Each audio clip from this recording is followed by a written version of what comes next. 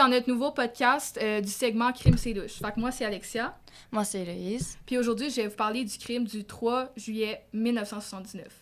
Fait que, je commence par d'où l'idée m'est venue, en fait. Ça m'est venu de ma mère, puis je vais vous expliquer. Fait que pendant la pandémie, on s'était tous un peu ennuyés des fois. Fait que j'ai décidé de faire de quoi que j'avais jamais fait auparavant. Fait qu'avec toute ma famille, on a décidé de monter le pont Champlain en vélo. Puis je l'ai fait à 1 ou 2 reprises aussi par moi-même. Puis c'était ça, j'étais toute seule. Ma mère était jamais trop d'accord, parce que, c'est ça, j'étais toute seule. Puis, il y a quelques mois, ma mère, elle me dit « Fais attention si jamais tu y retournes, parce qu'il y a 2 jeunes qui se sont fait pousser en bas. » Puis c'est là qu'elle m'a montré la bande-annonce documentaire qui dit tous les détails sur l'histoire de 2 jeunes qui se sont fait pousser en bas du pont Jacques-Cartier. Fait que, le documentaire s'appelle « Un 3 juillet sur le pont ». Et puis, il est quand même assez récent. Fait qu'il est disponible sur Illico+. Ouais, c'est ça. Ok, ouais, c'est ça. Fait que, non, c'est super intéressant. En plus, il y a des témoignages de la famille.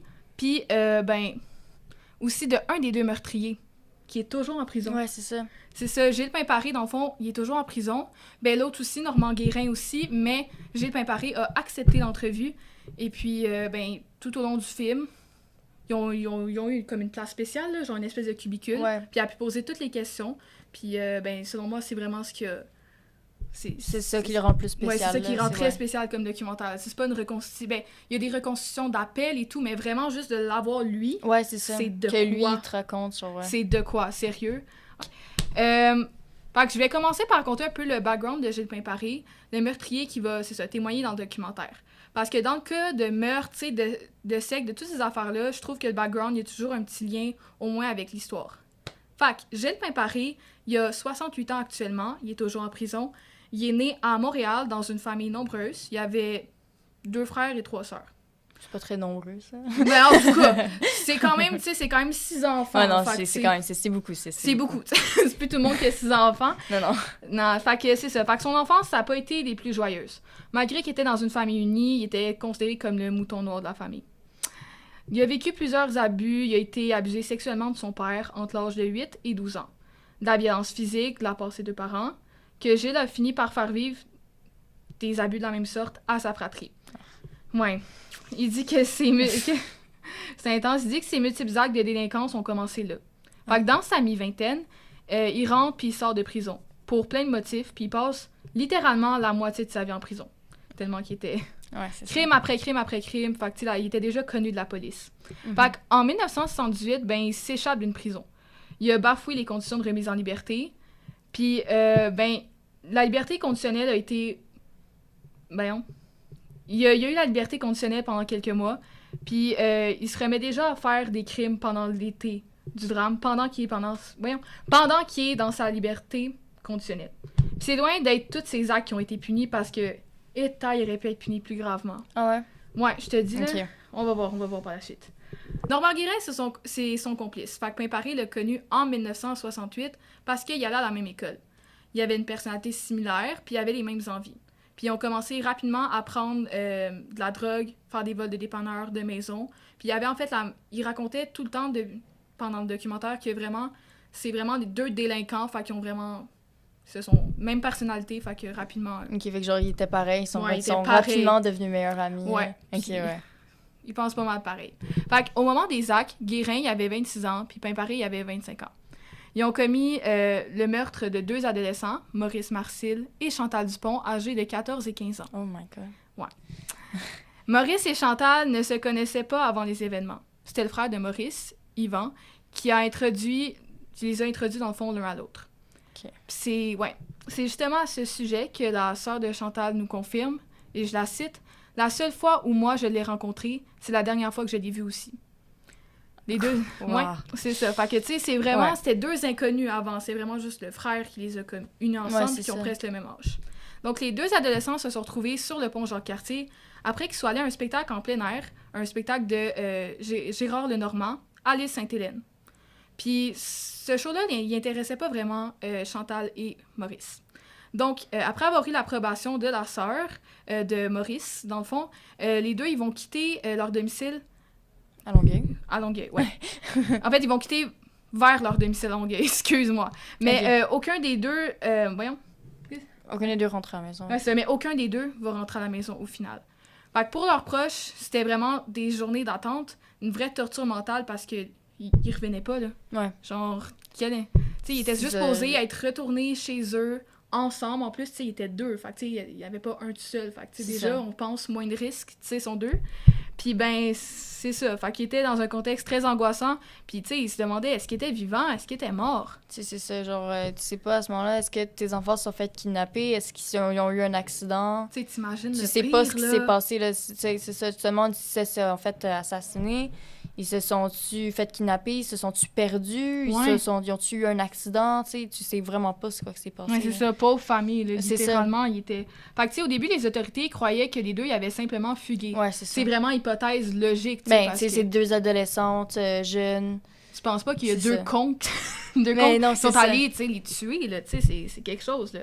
Fait que, puis les familles, donc, ils ont tout fait pour que les médias y affichent leurs photos, mais, ben, ils voulaient absolument rien savoir. Puis Madeleine Hébert, la mère de Maurice, elle savait que de quoi de traumatisant est arrivé, puis que c'était pas une fugue, genre, elle avait le pressentiment. Son Ok. fils pouvait pas faire ça, là.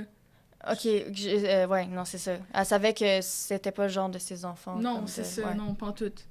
Fait que dans le fond, je vais vous raconter plus sur le crime. Donc, voici ce qui est arrivé dans la nuit du 2 au 3 juillet 1979, quand le crime s'est passé. Donc, le 3 juillet, qui était un mardi soir, Normand Guérin y a appelé Gilles Pimparé pour qu'il aille à la ronde pour faire un vol. Un vol à la ronde, tu veux Ouais, voler ouais, quoi? oui, ils ont volé des affaires à la ronde avant, là, tu sais, c'est genre vraiment, il y a un avant, là, avant qu'ils tuent les deux. Tu veux voler quoi à la ronde?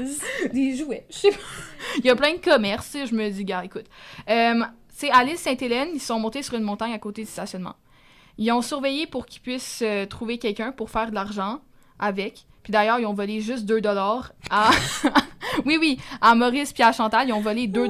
Fait que techniquement, il y a eu un petit vol. C'est vers 1h du matin qu'ils ont vu Maurice et Chantal qui s'en allaient vers Longueuil. OK, ils sont revenus quand même tard, là, 1h du matin. Oui, c'est ça, tu sais, c'est Ok. un show soir, puis tu sais, des fois, des shows, ça finit tard, Ouais, tu sais. c'est ça. Ouais, c'est ça. Fait que vers 1h du matin, ça, ils ont vu les deux qui traversaient le pont vers Longueuil. Mhm. Donc, ils ont sorti un couteau et un gun à balle blanche. Ils ont amené Maurice et Chantal sur les poutres du pont. En tout cas, ils les ont forcés à y aller parce Ouais, que je c'est pense pas que t'as le goût de t'aventurer là. Non, c'est ça. Fait que c'est ça, ils les ont emportés sur le pont. Puis, je vais vous en dire un peu plus sur le déroulement. Parce que, OK. Fait que Pimparé, en fait, il va demander à Maurice s'il savait nager. Puis il a dit oui.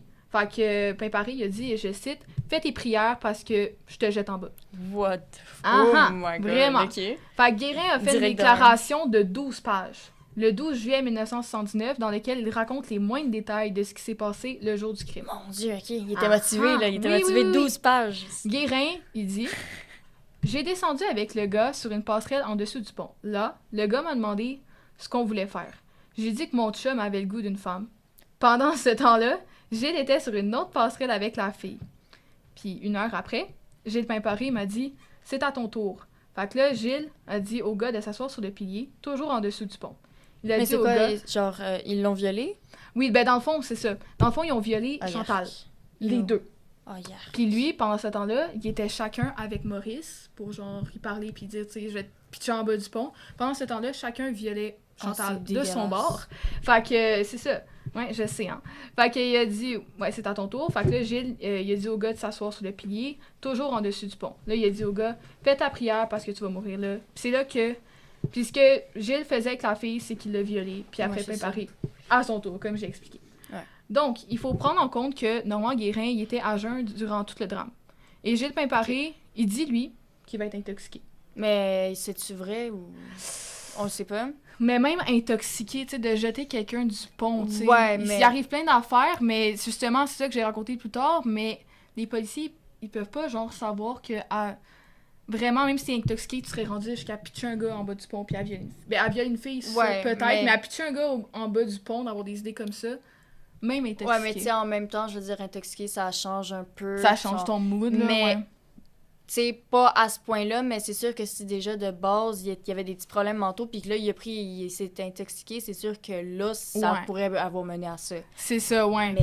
Mais c'est ça, il était intoxiqué. Puis c'est ça, même s'il était intoxiqué, il est remis en question par le coroner. Parce que, est-ce qu'une personne intoxiquée aurait vraiment pu jeter des jeunes au bas? C'est ça. C'est ça qu'on se demande. Fait que quand j'ai demandé à faire sa prière à Maurice avant de mourir, lui, il va répondre, puis je vais citer « Si tu veux me tuer, jette-moi pas en bas tout de suite du pont. Étouffe-moi avant. » Parce que, tu sais, il veut comme pas être vivant. Il veut pas avoir à vivre, ouais. C'est ça, il veut pas avoir à vivre à se noyer, puis... Ouais. Fait qu'il il veut vivre la douleur comme avant, parce que, tu sais, crime. C'est une douleur, se faire étouffer, là. Fait que, ouais.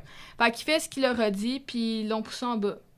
Gilles, en entrevue, nie qu'il a étouffé Maurice. Lui, nie sa présence, là. Je vous dis, c'est quelque chose, là. OK. Ici, sur les rapports d'autopsie envoyés à la cour, qui dit que s'il l'aurait étranglé d'une quelconque manière, il y aurait des traces sur Maurice.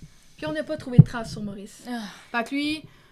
OK. Fait qu'ils ont pas de preuves. Fait que lui, il veut vraiment des preuves concrètes. Puis c'est ça, tout le long, ils vont comme retarder... Ils vont faire plusieurs procès, donc subir plusieurs procès à la famille pour, dans le fond, nier les... Parce que vu qu'ils n'ont pas assez de preuves, même si ça s'est passé, mettons, il n'y a pas de traces, il n'y a ni rien. Fait que, tu sais, des fois, eux, ils contredisent. Ils contredisent tout le temps.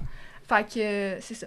Puis ils ont trouvé aucune trace. Donc, à ce que je comprends, ils auraient dû les laisser partir chez eux après.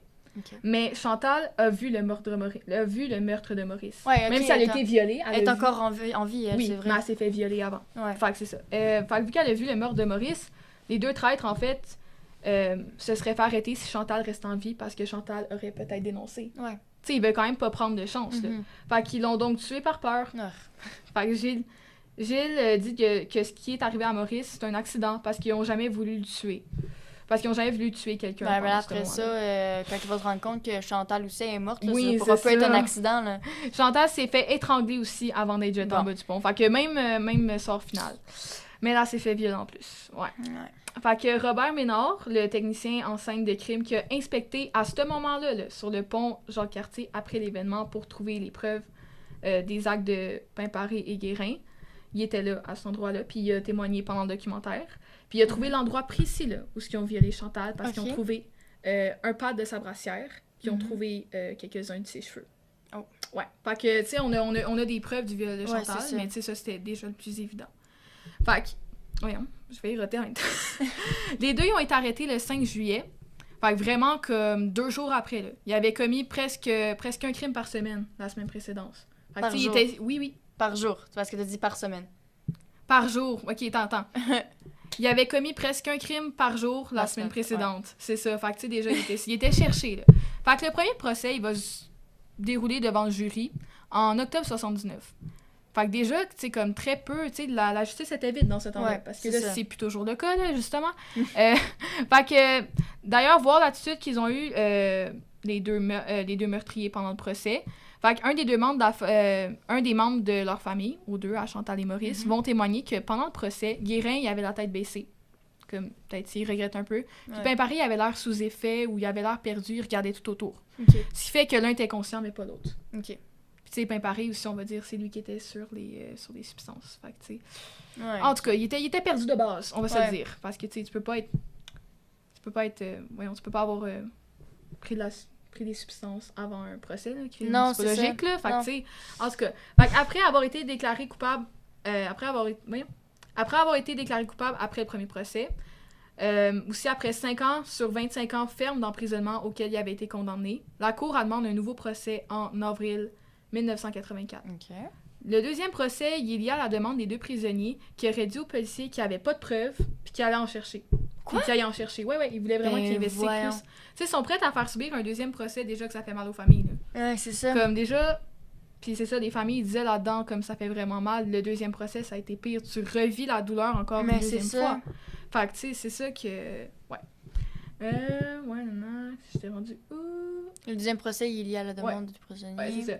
Il avait pas... Ok, c'est ça. Fait que sans demander un autre procès, il aurait pu pogner juste un meurtre au 2e degré. Mais vu qu'ils se sont obstinés, ils vont pogner une sentence plus longue. Malheureusement. C'est ça. C'est ça, oui, je sais, hein. Mais à cause de la demande de preuves, l'emprisonnement... À cause de la demande de preuves, leur peine d'emprisonnement est à perpétuité avec admissibilité à la libération conditionnelle après 25 ans. Seulement, là. Ouais. Mais non, c'est beaucoup en 25 ans, c'est pas seulement. Ah c'est ben, beaucoup, mais... Ouais.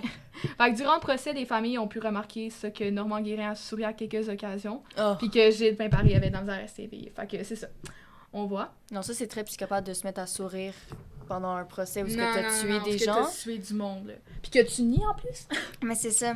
What? Fait que, là, on va parler de quelque chose qui est vraiment encore quasiment des fois plus étrange que le crime. C'est la relation entre Normand Guérin et la famille de Chantal Dupont. Fait que oui, une relation meurtrier. Ils se connaissaient déjà Ils se avant. connaissaient pas. Check ça. Non, ils se connaissaient pas? Non, check ça. Fait qu'au fil des ans, Normand Guérin s'est repenti. En 1991, Guérin est pardonné par la famille Dupont qui s'est réfugié dans la religion. OK. Ouais, grâce à la région. Ce sont... Bon. Fait que les parents de Chantal sont allés le visiter en prison suite à la correspondance. Parce que oui, il y a une correspondance entre Normand Guérin et la famille. Moi, j'aurais trop mal, là, si un de mes enfants serait fait tuer pour parler avec le meurtrier de tes enfants, de ton enfant, là. Non, je serais pas capable. Je serais pas capable. Fait que c'est ça. Fait que Normand, il a trouvé une référence en ses parents. Un jour, le lien entre les parents Dupont avec Guérin a été médiatisé dans les journaux et tout. Puis tout le monde a trouvé ça weird, incluant moi. Ben, je comprends. C'est normal, tu sais. Je veux dire, c'est ça a été médiatisé que la famille Dupont avait pris contact. Crime, imagine, tu vois dans les médias que la mère d'une fille qui s'est fait assassiner est devenue amie avec son meurtrier de sa fille, tu sais. C'est traumatisant. Ça devient louche. Tu sais, je veux dire, moi, je me mettrais à me demander si la mère était pas dans le crime, elle aussi, le rendu là. C'est ça, c'est louche, là. C'est ça, c'est vraiment louche. Fait que c'est en amené une relation, une correspondance écrite entre lui et le père de Chantal. Lors du procès, le père a regardé Normand dans les yeux. Puis c'était important pour lui de le faire. Normand, il a très bien accueilli ce regard-là. Pour Normand, ça a été déterminant parce qu'il a vu une lumière là-dedans. Il a fait des démarches pour envoyer une lettre à ses parents. Puis ce dernier, il avait besoin de dire ce qu'il vivait. Ouais. Il avait besoin de raconter le pourquoi du comment, puis de raconter son histoire aux parents. Ouais. Fait que, tu sais, il a pris l'opportunité. Fait que la journaliste, dans ce temps-là, qui a une des journalistes qui a couvert, parce qu'il y a beaucoup de journalistes qui ont couvert ce problème, ce meurtre-là, peu importe. Fait que, c'est ça. Fait qu'il y avait eu le témoignage de la part de Louis Dupont, le père de Chantal, en 2009, lors de son reportage, puis il a refusé l'interview. OK. Mais en 2017, il a dit oui. Fait qu'en 2017, il était probablement prêt. Il avait pardonné à Guérin et Pimparé. Puis il y avait encore des liens avec eux. En 2017, voyons. Ça s'est passé en 1979. Puis il leur écrivait à Noël, puis il leur donnait chacun 20$. Wow. Donner de l'argent, c'est comme si c'était quasiment leurs enfants. Imagine, tu sais. Les parents ont dit que si Guérin sortait de prison, ils étaient prêts à l'adopter puis à l'héberger. Ben voyons donc. T'avoues, c'est traumatisant. Je suis comme... Tu veux adopter le meurtrier de ta fille? Mais finalement, les deux sont... D'ailleurs, les deux... Je l'ai dit un peu sur Pimparé, mais les deux sont jamais sortis. OK. Ils sont pas encore aptes mentalement. C'est techniquement qu'ils sont encore en prison en ce moment, là? Ouais, c'est un danger pour la société. C'est ça que tu disais au début, c'est vrai. Ouais, c'est ça. Fait que, ben, c'est ça. Pimparé, lui aussi, il a eu contact avec la famille Dupont, mais il s'est chicané, puis il a décidé de couper les ponts. Ah, OK. Mais à un moment donné. En tout cas, déjà que c'est louche, cette affaire-là. Fait que la découverte des corps des deux jeunes. Fait que leur corps a été trouvé le 10 juillet, soit 7 jours après leur disparition, à 2 endroits différents dans le fleuve, à quelques heures d'intervalle. OK. Puis c'est le lendemain de leur découverte que leurs corps ont été identifiés. Fait que quand même assez vite, la police va commencer à faire des liens entre les décès et la série de crimes commis par les deux hommes. Ouais. Parce que, ouais. Ben, ouais. En plus, ils étaient dans le coin, tu sais, c'est vraiment tout comment sur l'île de Montréal que ça s'est passé. Ouais. Fait que, ouais. Donc, la sœur de Chantal, elle va se rappeler toute sa vie du moment où ses parents sont revenus à la maison après être allés à l'identification des corps.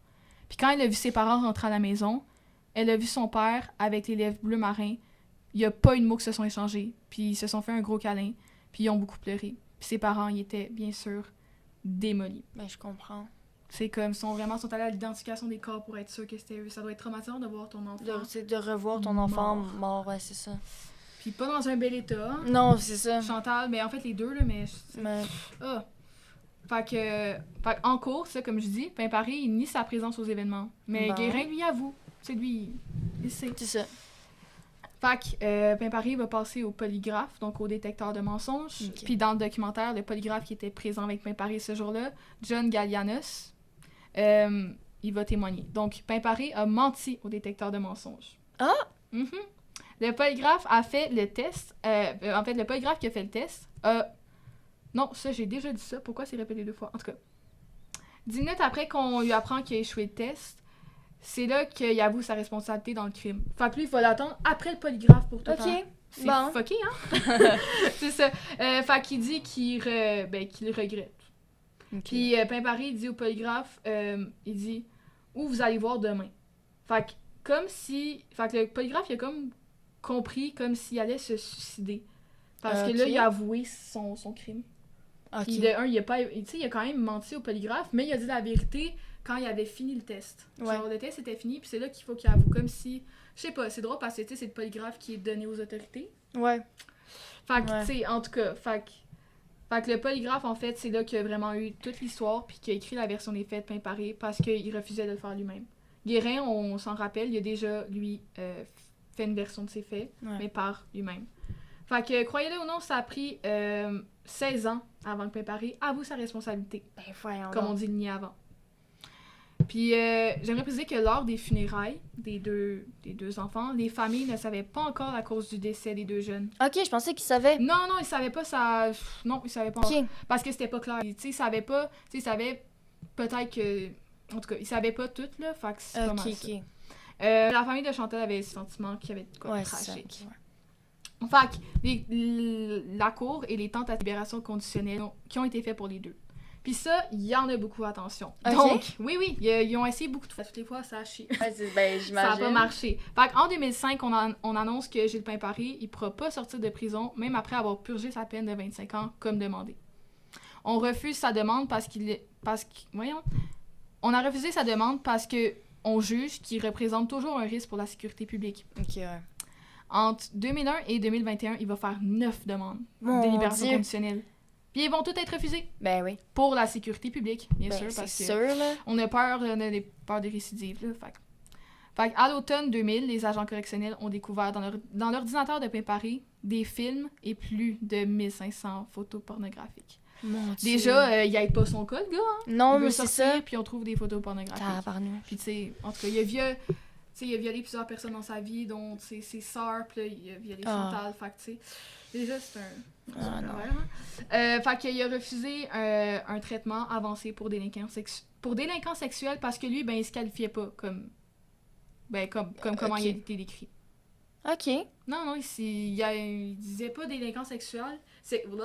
Délinquant sexuel, pourtant, tu sais, il y a plein de photos, il y a 1500 photos. Il a agressé plein de gens de son entourage, a agressé Chantal, puis lui, ben, il dit... il y a les preuves sur le pont, tu sais, qui s'est fait violer, tu sais, il y a qui a violé, c'est ça. C'est vraiment juste comme mental, là, c'est comme... Il refuse de collaborer, là. Fait que, ouais. Fait que son rapport est mis dans son rapport émis dans la commission, je vais y arriver, des libérations conditionnelles, on dit qu'il n'est pas réhabilitable. OK. Non, il n'est pas réhabilitable. Justement, aujourd'hui, il n'est pas sorti. Fait que je comprends. Preuve, et que ses remords ne sont pas sincères. Je les crois. Il est à la frontière inférieure de la qualification à la psychopathie et qu'il y a des risques modérés à élevés de récidive sexuelle. Il y a un risque élevé de récidive violente. Ouais. Non. Parce que, tu sais, il a été violent comme toute sa vie. Ouais, mais c'est ça. Comment tu veux qu'il soit normal? Malgré que, écoute, c'est ça, j'en parle justement après. Pimparé, il a été émotif durant tout le long du tournage. Ouais. Il a beaucoup pleuré, on le voit à l'écran, on voit sa face souvent. Puis il s'est confessé sans difficulté. Puis tout au long de l'entrevue, il y avait un garde avec la journaliste parce que, bien sûr, on n'ose pas. Mais puis, bien sûr, Normand Guérin, on le voit pas, il a refusé la demande d'entrevue, mais il est bien vivant. Puis, il est encore en prison comme l'autre. Ouais. Tu sais, pourtant, moi, quand je l'ai vu dans le documentaire, il avait l'air comme... Je trouvais... Tu sais, il était super émotif. Dans ma tête, il avait l'air honnête, mais tu sais, on sait jamais ce qui se cache derrière un psychopathe. Mais c'est ça. Mais tu sais, c'est sûr qu'il va faire beaucoup de travail sur lui-même, mais apparemment pas réhabilitable encore. Ouais. Fait que, c'est ça. Fait qu'en fait, on se demande qu'est-ce qu'ils sont devenus. Fait que, ben, comme je dis, Gilles Pimparé encore en prison. Puis il continue à faire des demandes de libération conditionnelle. Tabarnouche, il lâchera pas, hein? Non, jamais. Puis tu sais, la dernière fois qu'il l'a fait, c'était en 2022. A été refusé. Mais justement, il dit qu'il garde toujours espoir de s'en sortir un jour. Puis c'est pour ça qu'il reste en vie. Parce qu'il dit, s'il n'y a pas d'espoir, je me serais suicidé, je serais mort. Tu sais, lui, il a encore espoir. C'est pour ça qu'il reste en vie malgré tout. T'sais, il y a beaucoup encore de séquelles. Il pense qu'il va sortir un jour, puis il croit vraiment. Là. OK. Ouais. Fait que pour ce qui est de Normand Guérin, après s'être adressé à la Commission des libérations conditionnelles le lundi, il a appris que mardi matin, que sa demande d'aller visiter sa mère de 83 ans et ses frères avait été acceptée par le commissaire. Ah, il devait être content. Fait que lui, il a pu vraiment sortir, genre, une fois, bien sûr, sous supervision, parce que, tu sais, tu le laisses pas tout seul. Mais il devait être content quand même de pouvoir sortir. Lui, il a pu sortir pour voir son entourage, ce que j'ai préparé n'a jamais pu faire. Ouais. Puis, il dit, par exemple, je ne comprends pas la décision des commissaires, parce qu'il a déjà démontré qu'il était dangereux, même s'il était sous escorte. Fait qu'ils comprennent pas comment il peut aller voir sa famille s'il est dangereux. Mais bon, ils ont accepté, écoute. C'est ça. Donc, Guérin, il est à sa 3e demande de libération conditionnelle. Fait que il en a pas fait beaucoup, mais bon, il a essayé. En novembre 2015, il demande libération avec escorte, puis là, ça y a été refusé. Il avait un risque comme l'autre, élevé de récidive, puis il était considéré comme un sadique sexuel et un trouble de personnalité schizoïde. Ok, ouais. Et voilà, c'est ce qui termine l'épisode. Quand même quelque chose. C'est quelque chose dans cet épisode-là. Puis c'est pas si connu que ça, même si c'est comme à peu près l'âge de nos parents, c'est pas très très connu. Ouais. J'ai checké dans les podcasts, il y en a pas beaucoup. Ouais, non, j'en avais pas entendu parler, moi. C'est ça, beaucoup de monde, j'en ai parlé à beaucoup de monde, personne n'en avait entendu parler. Ouais, mais c'est ça. Moi, mes parents m'ont dit qu'ils en avaient entendu parler, mais moi, pour vrai, j'en ai jamais entendu parler, là. Non. Non, même, mes parents voulaient même pas checker le documentaire parce qu'ils allaient être traumatisés, c'est quand même des enfants. Puis, mais j'imagine que ça arrive à nous, tu sais. Ouais, non, mais c'est jamais, ça. Anyway, ils sont en prison, ils sortiront pas, mais il existe toutes sortes de monde dans la vie. C'est ça. Il doit en exister d'autres comme eux, encore. Ouais, c'est sûr. Dans le monde, fait que... Yeah! Voilà. Faut toujours faire attention, les gens. Toujours. Ouais. Rester sur ses gardes puis sortir à plusieurs, même à 2, des fois, ça peut être dangereux. C'est là qu'on peut voir, même s'il y avait un homme. Il n'était pas juste seul, Chantal, là. Il était à 2 avec un gars, puis ça s'est passé. C'est ça. Fait que les gars aussi, sortez pas tout seul. Oui, c'est ça aussi. Sortez avec quelqu'un, comme ça. Tu sais, 1979, c'est à peu près il y a 45 ans, 40 ans. Ouais, mais quand même, ça change rien qu'aujourd'hui, les gens... C'est quand même pareil, ouais. C'est récent, il y a des histoires de plus 1900, début, mais ça, c'est ça. C'est récent. Ouais. Fait que voilà. Fait que... On se retrouve pour un prochain épisode. Ouais. Le prochain, ça va être paranormal. Mais oui, c'est vrai. On vous avait demandé des histoires sur vos histoires paranormales, quoi que ce soit, sur notre Instagram. Donc, si vous en avez encore, vous pouvez nous écrire en DM. Nos messages sont toujours ouverts pour vous.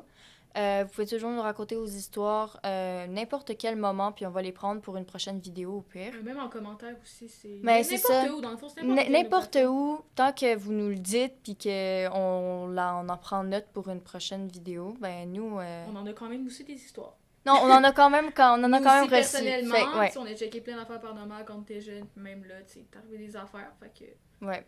Fait que... Ça va être le fun. C'est une belle petite discussion sur des histoires paranormales. Exactement. Bye!